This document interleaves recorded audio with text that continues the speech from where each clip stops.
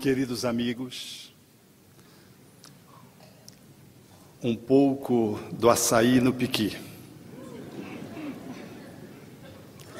De cânhamo teci tua coberta, de palha trancei tua esteira, de canas de bambu fabriquei teu leito, de massa ázima eu fiz teu pão, de uvas verdes fabriquei teu vinho, de sândalo estabeleci o perfume. Depois deitei para esperar a tua chegada. Dormi e sonhei um sonho de luz. Quando despertei, o sândalo inundava toda a casa. E ao abrir a porta, o vento brando entrou suavizando a canícula que me abrasava. Ao abrir a porta, o sol entrou tímido de mansinho, para logo depois penetrar o interior sombrio. Quando abri a porta, a música do mercado avançou, assaltando o silêncio da solidão. Quando abri a porta, a soleira estava um miserável mendigo da classe dos intocáveis.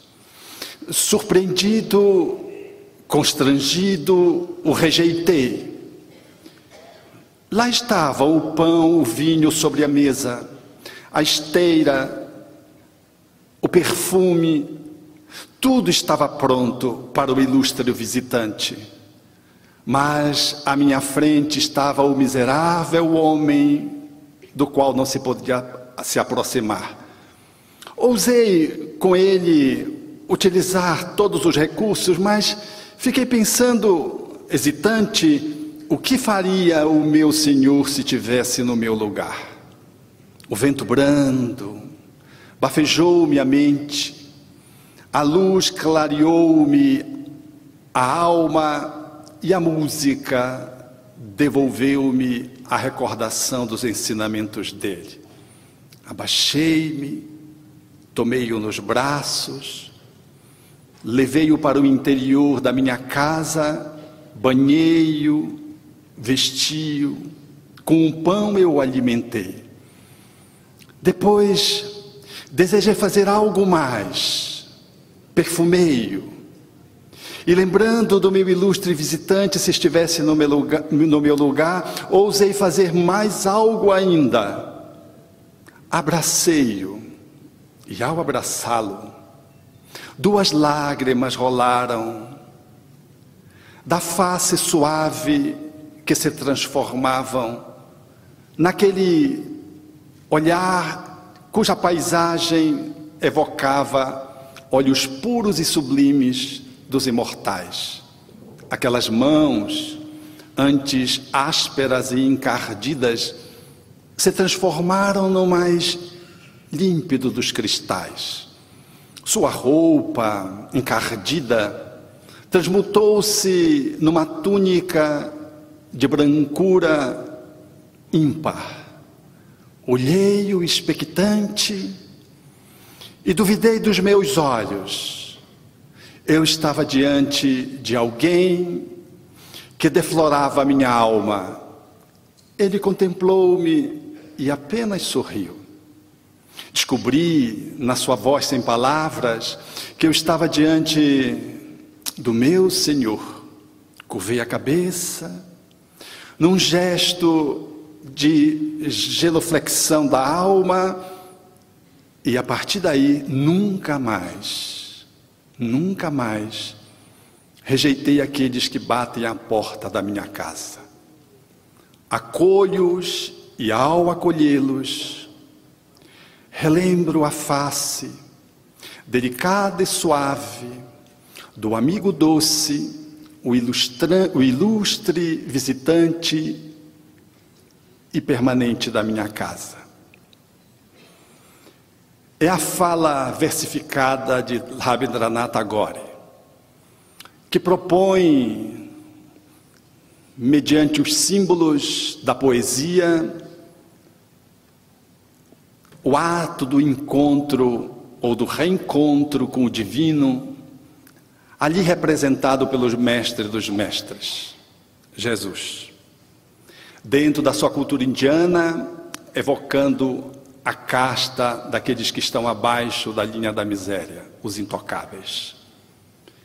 Essa metáfora bem se aplica hoje àquilo que os arquitetos que ousam avaliar simbolicamente a vida comparam a casa como útero e como as portas, o introito vaginal, a vulva, que se abre para que o ser possa acessar o cantinho aquecido, afetuoso, quando se deseja efetivamente estabelecer uma conexão com a divindade.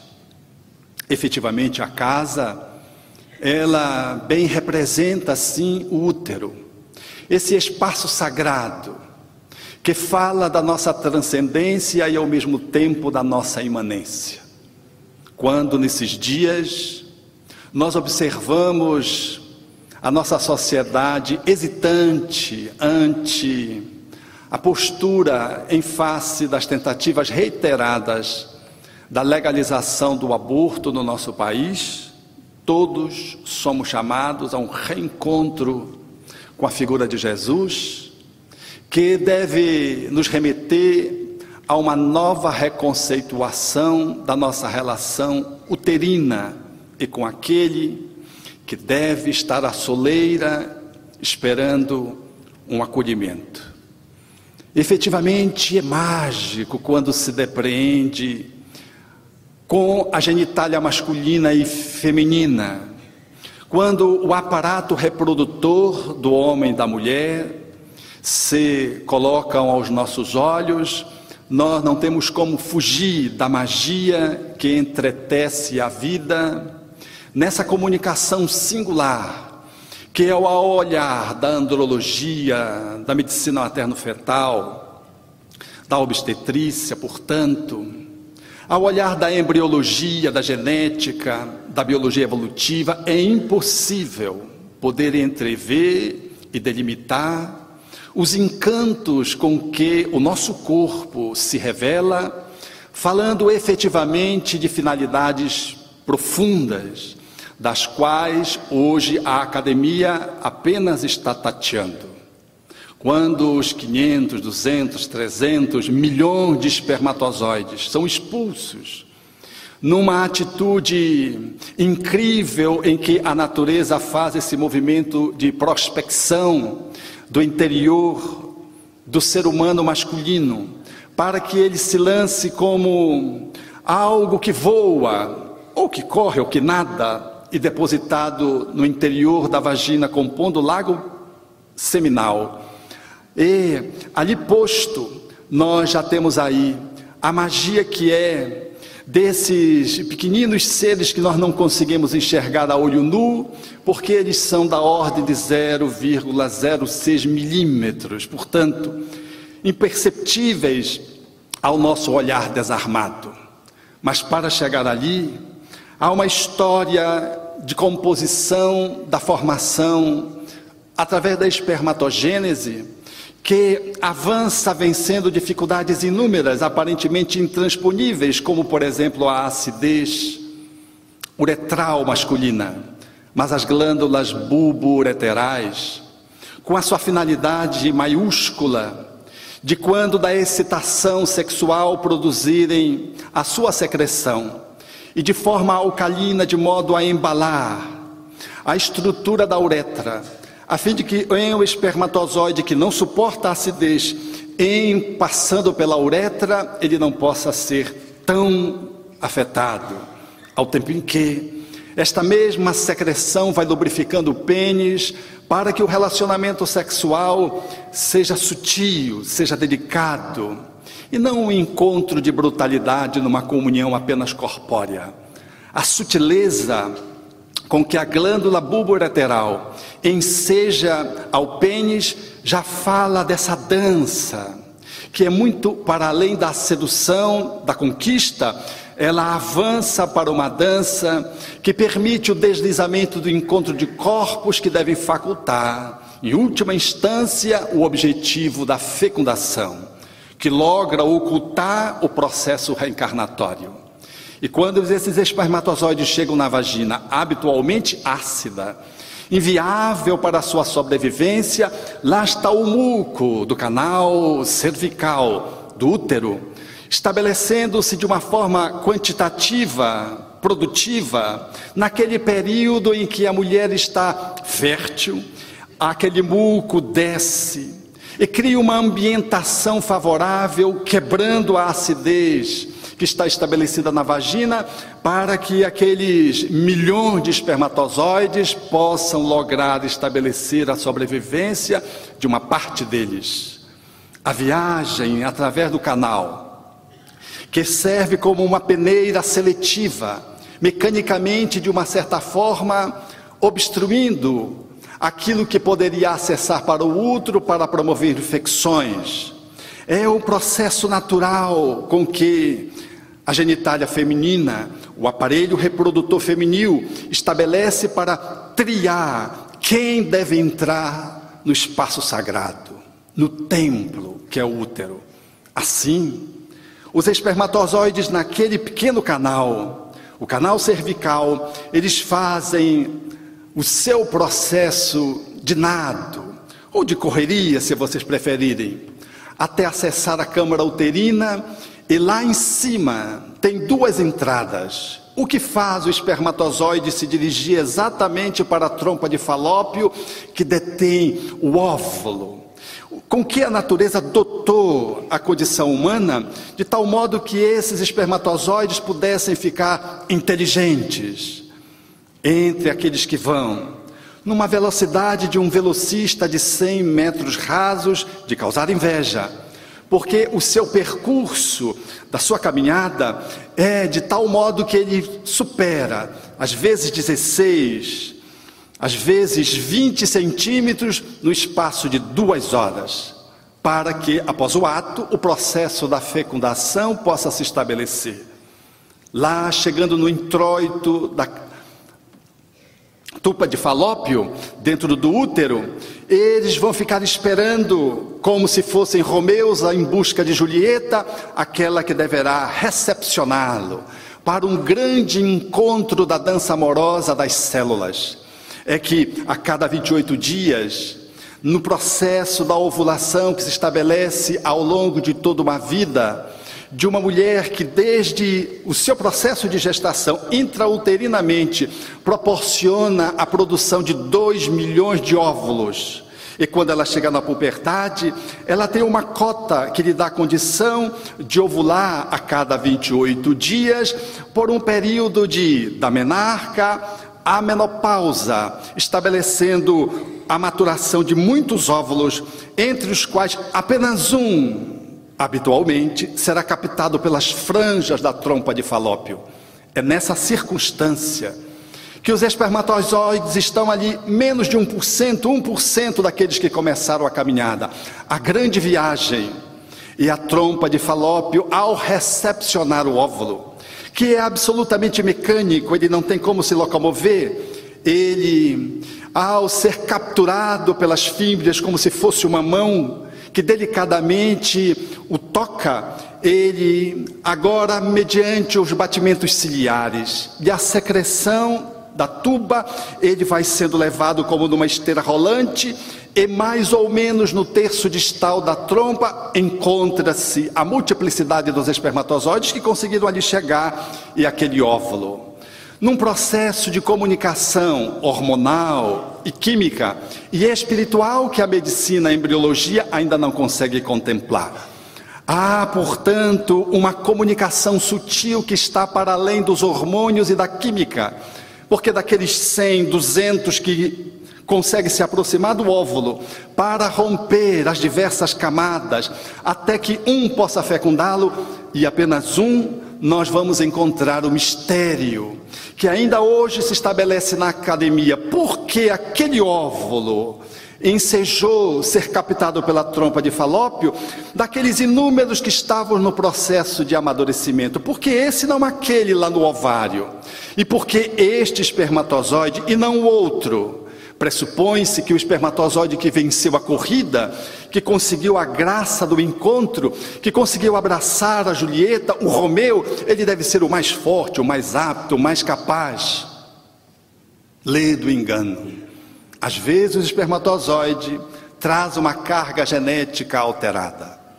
Às vezes ele, ou o óvulo que foi selecionado do ovário, traz uma carga gênica modificada. Às vezes traz uma suscetibilidade que vão ser vulneráveis a uma mutação gênica, ensejando, portanto, a alterações que deverão se configurar desde os processos genéticos, das síndromes, até mais tarde em outros processos que envolvem a hereditariedade e também, seguidamente, o processo congênito. É ali que se dá esse milagre da fecundação. O espermatozoide que fecundou e o óvulo que foi fecundado, eles não são os mais aptos, eles são os necessários. Eles são as células perfeitas, para que pudessem se encontrar na dança daquele encontro do homem e de uma mulher, e as células ali reproduzem isso nessa dinâmica cósmica para ensejar a possibilidade de um mergulho de um ser pré-existente ao processo fecundatório. Aquele que vai fazer a sua conexão primeira na concepção, como os espíritos propuseram a Allan Kardec na questão 344 de O Livro dos Espíritos. É ali que inicializa todo o caminho embriogênico, que vai agora, a célula fecundada, o ovo zigoto, continuar a sua marcha na direção do útero, que como um tapete felpudo, como uma nave sagrada, haverá de receber aquela minúscula célula, que quando fecundada, é visível a olho nu, e vai se multiplicando na mórula, na blástula, na gástrula, até na neurula, a fim de que, como blastocisto dentro do útero, depois de 6 dias aproximadamente, ele se fixa dentro da câmara uterina para estabelecer o milagre do crescimento, o milagre da reencarnação. As 4 semanas que se seguem serão vitais. É o período embriogênico. Até concluir o 2º mês, nós vamos ter essa façanha em que essas 2 células vão definir como é que vai ser o ser humano, como é que vai ser a estrutura física. Depois, transformando-se em feto, a partir da 9ª semana, nós vamos ter apenas a maturação, o desenvolvimento de tudo quanto já foi rascunhado pelo processo embriogênico.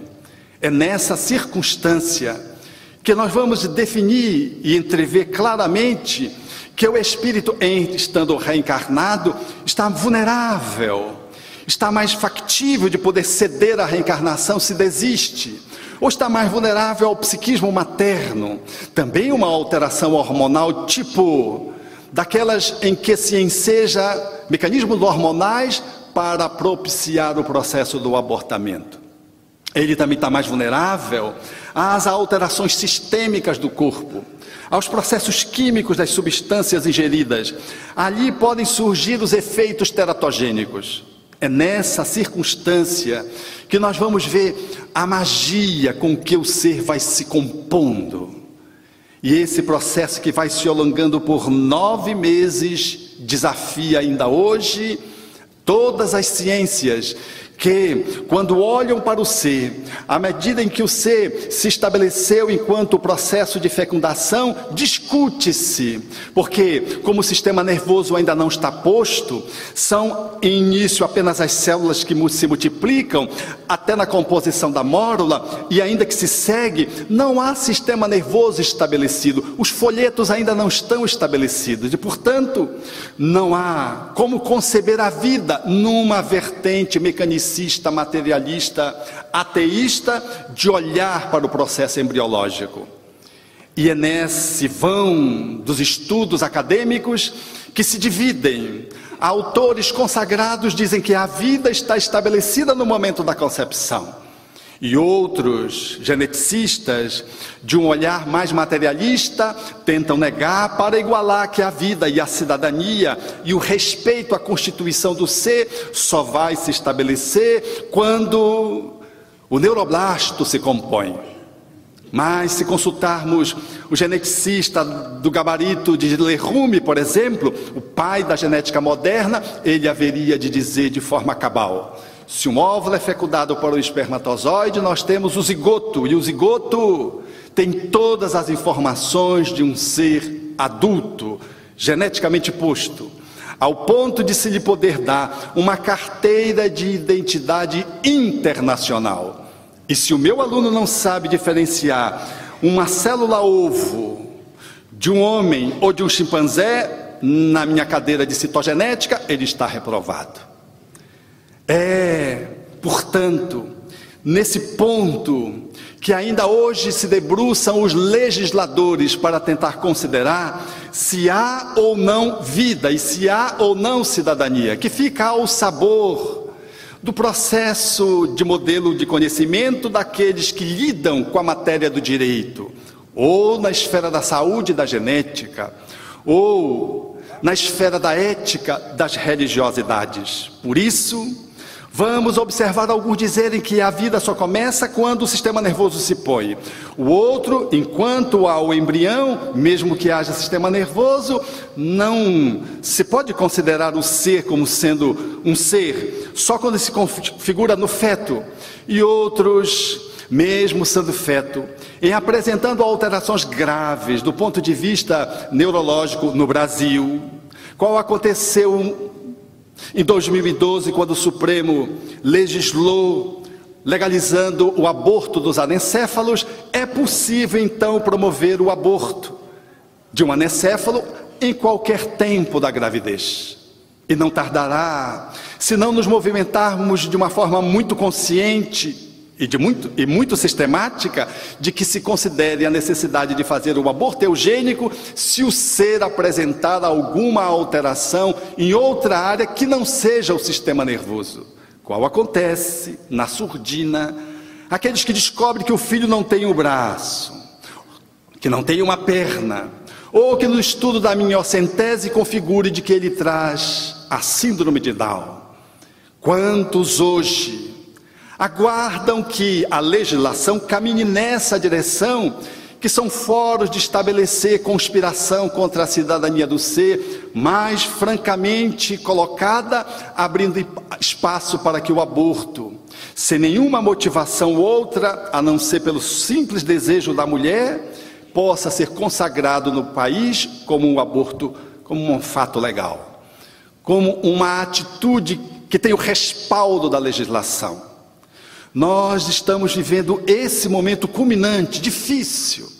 E o Espiritismo, como a ciência, cujo objeto de pesquisa é o espírito, tem muito a contribuir e a ser ouvida nesse embate de paradigmas, onde, de um lado, está o materialismo ateísta, numa visão médica, centrada no mecanicismo, aonde o médico cuida do corpo, não se ocupa com a alma. E de outro, um paradigma que concebe a transcendência do ser, qual o Espiritismo propõe, um paradigma espiritualista, e na vertente espiritista, que define com clareza a dimensão e a extensão da vida, que é pulsante, mesmo quando aquele ovo se divide em duas pequenas células e elas ficam tremulantes quando você olha ao microscópio. Por exemplo, para analisar mais profundamente a sua movimentação, é impossível dizer que não tem vida quando aquelas duas células como que dançam, porque elas tremem, e quando se dividem em 4, 8, 16, elas continuam tremulando, demonstrando um frenesi que configura, que caracteriza a existência para além de pequenas células, de um amontoado de células, como alguns tentam simploriamente reduzir o embrião no seu início de formação. Assim, nós somos desafiados a podermos fazer a confrontação desses dois paradigmas, porque no nosso país, com a legalização do abortamento para os anencéfalos, nós abrimos uma grande porteira com a possibilidade de estabelecermos o aborto eugênico, que configura, portanto, a legalidade da expulsão do ser que apresente qualquer alteração física ou hipótese de alteração psíquica e que, dependendo da circunstância, ali pode se definir e se decidir pelo aborto, recebendo o respaldo da legislação que aqui e acolá, nas nossas casas de lei, elas comparecem tentando legitimar a morte no nosso país. Efetivamente, a ciência espírita tem muito a dizer nessa perspectiva. O ser, ele transcende o corpo e ele se coloca imanente ao corpo. Entrada e saída do corpo são experiências que configuram a reencarnação, definindo uma existência na grande vida, porque a vida ultrapassa antes do momento da fecundação, psiquicamente posta, e depois da morte cerebral, psiquicamente consolidada. A vida, portanto, ela não pode ser definida apenas pelo olhar da biologia, da embriologia, dentro dessa perspectiva mecanicista materialista. Há que se considerar o ser pulsante, o ser que preexiste e sobrevive, como sendo aquele articulador daquilo que vai ser o seu próprio instrumento de evolução e de trabalho, que é o seu corpo, porque somos nós quem configuramos o nosso corpo. Dando ensejo que possamos resgatar uma fala da religiosidade crística, que não está e não deveria estar apenas adstrita à sacristia, mas deveria participar da universidade. Quando Jesus dizia: se teus olhos és causa de escândalo, arranca-o e joga para longe de ti. Nós sentimos necessidade de compreendermos o processo da reencarnação como sendo o definidor das alterações orgânicas, como estratégia de reeducação para o espírito que renasce.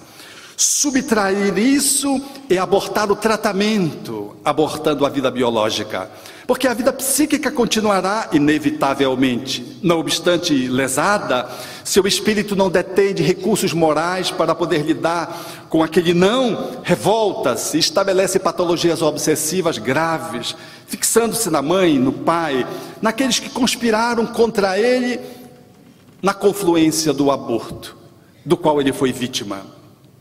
Mas esse ser que preexiste, é ele que dá ensejo para que possamos compreender a fala de Jesus: se o teu mão é causa de escândalo, é melhor arrancá-la do que todo o teu ser se perca.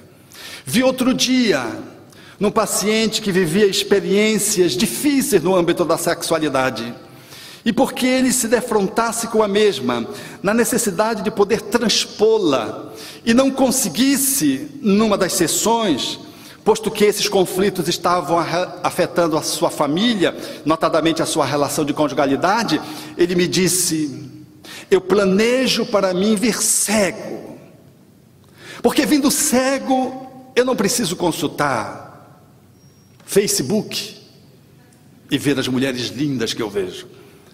Ele estava naquela sessão falando de uma recaída, ele estava efetivamente num bom curso e tinha tropeçado, dizia-me ele, pelo Facebook, porque os meus olhos estão contaminados. Quando eu olho uma mulher, inevitavelmente ela aciona um mecanismo de condicionamento e eu vou para cima para seduzi-la, e eu não consigo controlar. Então ele, aborrecido consigo mesmo, num processo de culpabilidade tóxica, dizia acerca do futuro, porque é reencarnacionista, não obstante não seja espírita, ele diz: eu virei cego, porque se enxergar, eu não vou poder desejar. Numa boa medida ele falava do que ocorre, porque muitas vezes nós nascemos com uma síndrome de Down para equacionarmos uma questão da sexualidade. Às vezes trazemos cego por conta de uma inviabilidade no campo da sexualidade. Depois de algum tempo ele dizia-me, em que o tratamento foi se escoando, ele dizia: agora, já numa outra etapa, conseguindo lidar, manejar melhor com seus conflitos sexuais, ele diz: eu olho para as palmeiras, Ao invés de olhar para a dança da saia das mulheres, eu olho para as palmeiras quando estou surfando. Parece que estava fazendo poesia na minha frente, mas ele estava falando da sua vitória, porque ao invés de dar as saidelas, seduzido que fora e seduzido que fazia, como que ele se colocava diante das mulheres para ter encontros fortuitos, agora ele ia para surfar. E surfando, ele tinha a natureza e as palmeiras no seu ondular ao vento, fazendo lembrar da saia das mulheres. No entanto, elas eram mais saudáveis. No movimento de descondicionamento suave, o processo da eugenia, proposto por muitos como legítimo se fazer o aborto, porque a pessoa traz uma alteração e efetivamente desconsidera essa fala crística do cientista Jesus, quando nos faz essa proposição de que é necessário muitas vezes nascer limitado para que eu possa aproveitar a reencarnação. Era da fala igualmente dele que configurava essa nossa história, quando dizia de que a cada um segundo as suas obras. Temos o corpo que construímos. Por isso, pensar de que uma pessoa é normal só porque ela traz um corpo normal e um exame genético não lhe configura uma patologia gênica, lê do engano. Vejamos nós que não temos nenhuma alteração no corpo, nenhuma alteração genética grave, vejamos se a gente é normal. Nós mesmos temos dúvidas sobre a nossa sanidade. E se levássemos isso a efeito, reeditaríamos Esparta, que matava todos os seres deficientes, porque precisava dos homens fortes para o processo do guerreamento. Mas Esparta não gerou nenhum geômetra, nenhum poeta, nenhum filósofo, enquanto que Atenas abundou em estesia, cultura e saber. A eugenia, efetivamente, é um ultraje ao ser que, renascendo deficiente, deveria receber da puericultura mais atenção e cuidado, porque era um deficiente. Ele deveria ter uma fila de prioridade nos seus atendimentos. A maternidade com a alteração, esta mulher deveria estar numa fila de prioridade em todos os ambientes quando ela fosse ser recebida para cuidar do seu bebê. Porque o seu bebê traria uma parte do corpo segmentada, traria um pedaço do cérebro do encéfalo, como nos anencéfalos, no qual o feto traz uma parte do encéfalo mutilada. Ela mereceria prioridade, porque aquele ser, ele está num movimento de restauração. Ele vai viver os 9 meses uterino, mais 1, 2 dias, uma semana, às vezes alguns meses, e raramente 1, 2 anos, raramente. Habitualmente ele morre ao nascer. Uma terapia intensiva para alguém, como diz o espírito Joana de Ângeles, utilizou da arma de fogo para fugir da vida, ou lançou-se de um apartamento, projetou-se das alturas, eliminando a vida, destruindo a cabeça e repercutindo no seu corpo espiritual mediante a culpa, cujo renascimento lhe enseja a recuperação da saúde perispiritual, e a higiene mental vai conseguindo se recolocar aos poucos, depois de uma terapia intensiva de 9 meses, mais algum pouco tempo depois. O que dizer da bênção desse quadro que envolve uma alteração tão grave, cujos profissionais da área de saúde hoje têm a legalidade para poder perpetrar o aborto? Não obstante, nós médicos, fiéis ao juramento de Hipócrates e fiéis à declaração de Genebra de 1948, deveremos nos manter respeitando o ser humano, nosso paciente, desde a concepção. E não somos obrigados a fazer nada que possa conspirar contra a nossa consciência. Assim, nós vamos nos dar conta de que efetivamente um ser que traz uma alteração é alguém que está retomando o palco da vida, recebendo de si mesmo as consequências dos seus atos. E ao se recolocar, suplica misericórdia, ternura, atenção, para que logre vencer essa etapa, recuperando-se razoavelmente, para mais tarde ensejar uma nova encarnação com menos limitações, porque elas ainda o acompanharão numa reencarnação seguinte. O Espiritismo, enquanto ciência, nesse olhar ousado, diz-nos até que mesmo numa situação crítica, qual aquela que se estabelece no estupro, mesmo nessa, não nos é moral estabelecermos o aborto. O pai deve ser, efetivamente, levado a juízo em função do crime cometido. A mulher que não quiser maternar a sua criança tem o direito de rejeitar, e o Estado tem a obrigação de lhe arrumar um espaço substituto, um lar substituto para acolher aquela criança. Porque uma violência, notadamente aquelas que surgem quando nada se justifica para que ela pudesse ter acontecido, efetivamente ela está dentro de uma lei de causalidade, no qual mãe e feto estão incursos dentro da grande lei. O espírito Joana de Ângeles propõe uma fala que eu achava que era uma fala romântica, quando ela dizia que o espírito que vem através dessa circunstância tão ingrata, se transforma numa floração de bênçãos sobre a cruz de agonia em que o coração feminino se esfacelou. Eu achava poético, mas achava difícil disso ser realidade. E pude viver ao longo do meu tempo de trabalho uma experiência que exatamente era o fato dessa teoria, era a comprovação dessa hipótese. Quando recebi uma pessoa que tinha sofrido uma violência sexual, fora a Belém fazer o aborto, foi a 2 clínicas, mas em função das circunstâncias hostis com que se estabeleceram, ela declinou e lembrou de mim. Eu tinha passado na cidade onde ela morava 6 meses, e ela lembrou de mim, e ela me procurou. Ela não tinha 1 ano de espiritismo, mas aquilo foi suficiente para gerar uma dúvida acerca daquele caminho que ela estava tomando. E quando ela chegou comigo, ela jogou a ultrassom e dizia assim: se o senhor me perguntar se eu sou virgem, porque ela nunca tinha tido um relacionamento sexual. Mas a ultrassonografia mostrava o embrião presente. Não tivemos muito o que fazer, muito esforço para ajudá-la a declinar do aborto e aceitar a gestação. Fiz até uma profecia, porque ela falava dos pais, da hostilidade dos pais.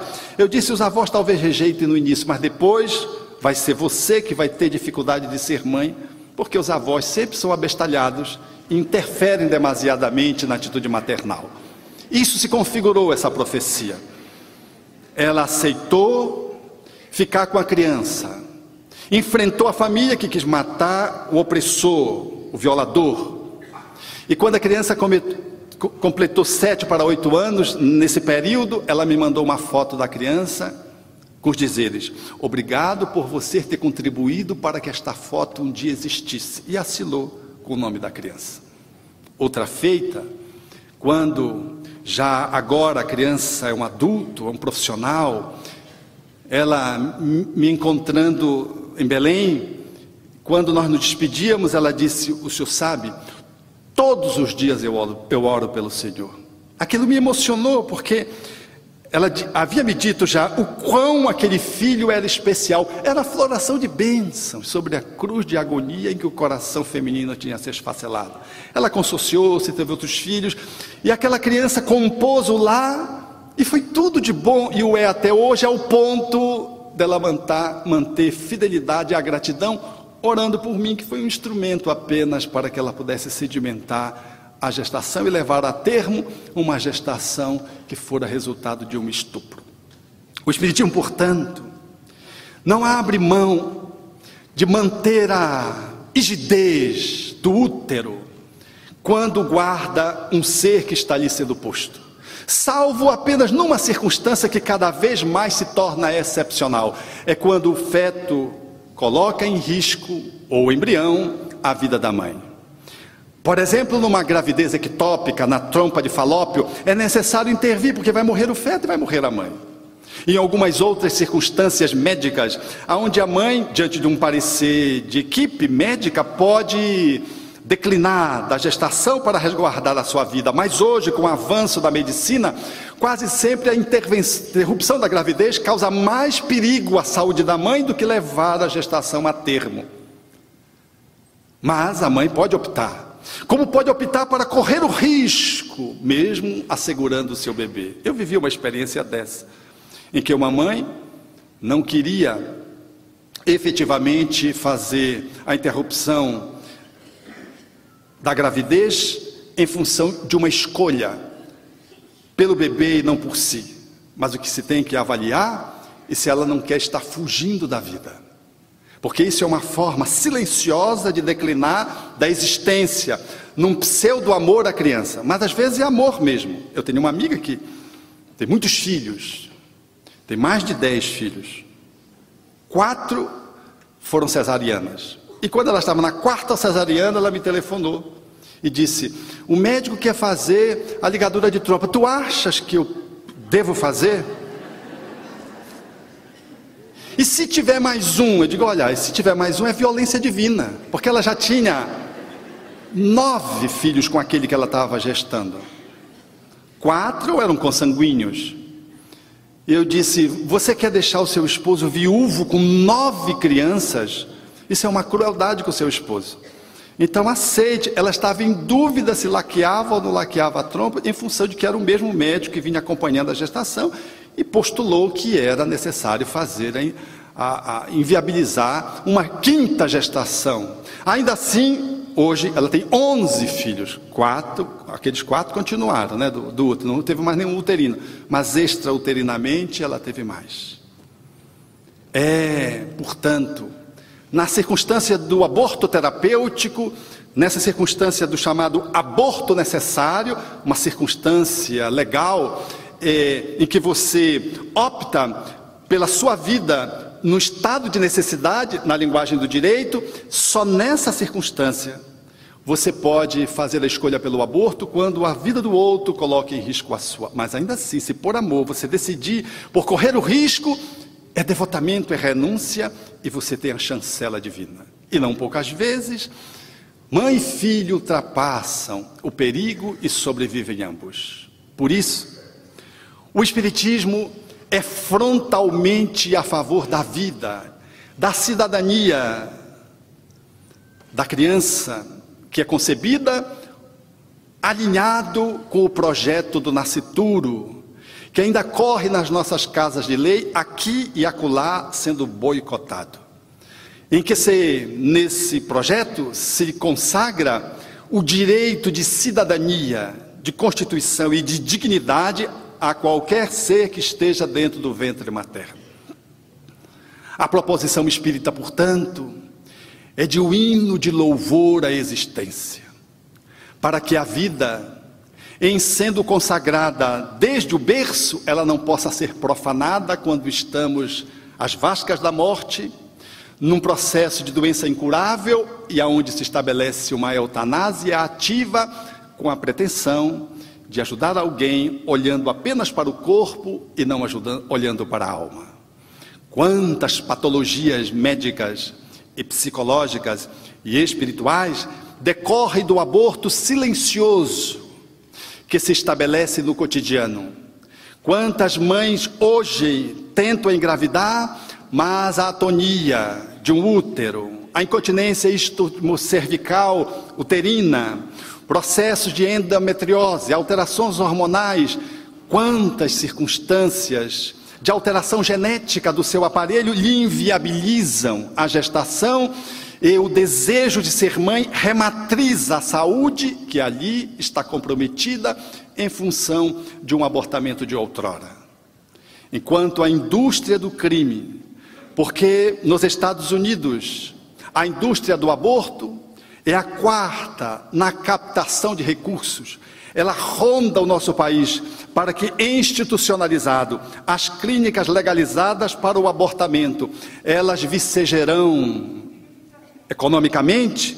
O nosso país hoje necessita daqueles que somos espiritualistas, daqueles que somos espíritas, uma aguerrida guerra, a boa guerra, o bom combate, na fala de Paulo de Tarso, para enaltecermos a vida e defendermos a vida em qualquer circunstância em que ela se apresente.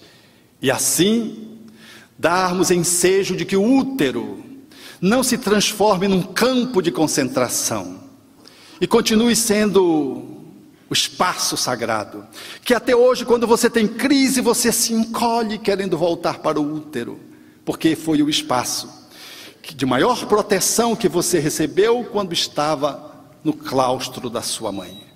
Esse espaço que nós não podemos transformá-lo nesses dias que passam no nosso país, a exemplo do que aconteceu em outros, num espaço de morticínio.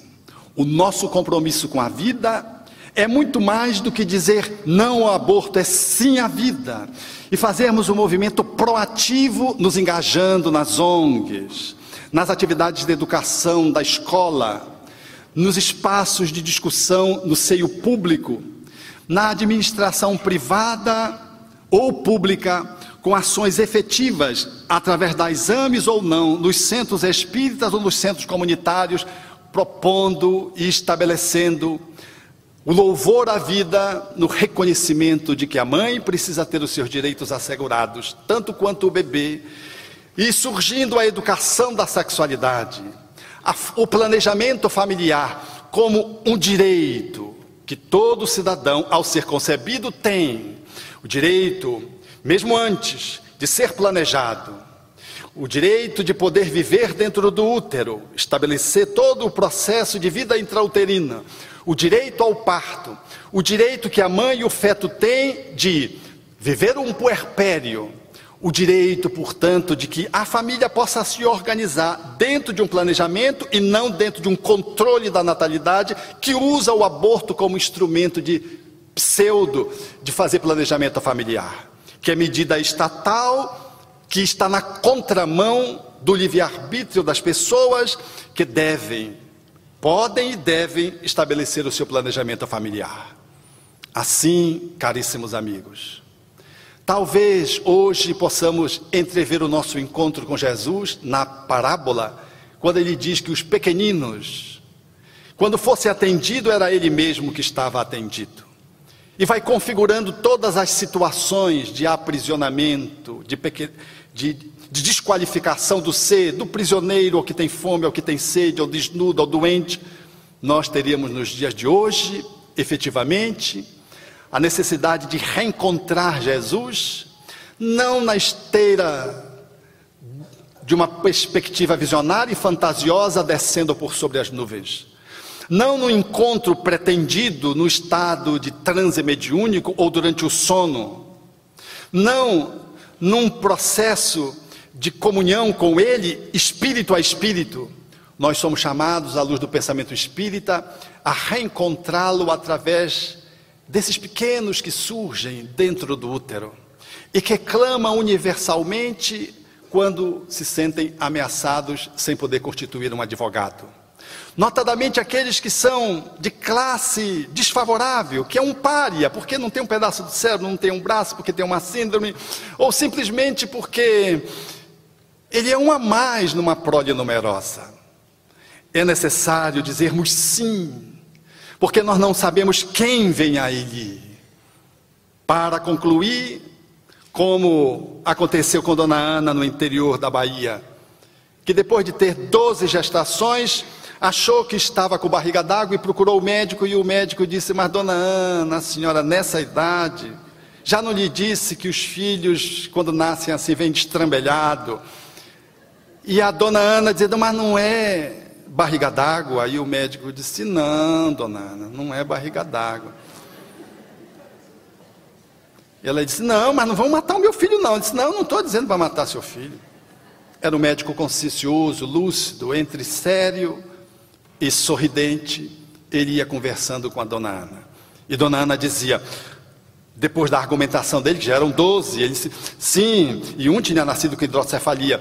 Sim, mas o meu marido, o meu Chico, ele haverá de, viajando, manter mais esse bebê. Sim, Dona Ana, sim. Pode ir. Daqui a 9 meses você está livre dessa hidropsia. Hidro o quê, doutor? Desse menino. E às 5 horas de 5 de maio, nascia Divaldo Franco, um garoto que gritou tanto ao nascer que nem o apito do trem se ouvia que passava na hora, se dizia. Esse ser que brota, que a gente acha que é o excesso, porque ele era o 13º, a gente não sabe quem vem, não temos a capacidade de avaliar uma vida humana, no relativismo da nossa condição cultural e existencial. Por isso, receber alguém que vem à nossa soleira, para penetrar o útero como espírito, e que pode ser acolhido ou não por aquele que quer encontrar Jesus, esse é o nosso grande desafio. Aqueles que mediamos a saúde e a vida, para que, de algum modo, em relação a nós mesmos, em relação a alguém, possamos viabilizar que Jesus possa ser acolhido e entre na casa, a fim de que ele possa iluminar aquele espaço e sacralizar aquele reencontro mãe-pai, mãe, irmãos, família. De cânhamo teci tua coberta, de palhas trancei tua esteira, de cana de bambu fabriquei o teu leito, de massa ázima fiz teu pão, de uvas verdes fabriquei teu vinho, de sândalo produzir o perfume precioso. Depois deitei para sonhar um sonho de luz. Quando despertei, a casa estava impregnada pelo perfume. E ao abrir a porta, o vento suave entrou, diminuindo a canícula que me abrasava. Ao abrir a porta, o sol penetrou tímido a princípio, para logo penetrar o interior sombrio. Quando abri a porta, a música do mercado avançou de assalto, tirando o silêncio da solidão. Quando abri a porta, constrangido, deparei-me com um pobre mendigo da classe dos intocáveis. Estava ali o pão, o vinho, no vaso de barro, a esteira, o perfume, tudo para atender o ilustre visitante. Pensei em acolhê-lo, mas hesitei e me perguntei o que faria o meu Senhor se estivesse no meu lugar. O vento suave bafejou minha mente, e a luz dissipou-me as sombras, e a música trouxe-me a recordação dos ensinamentos dele.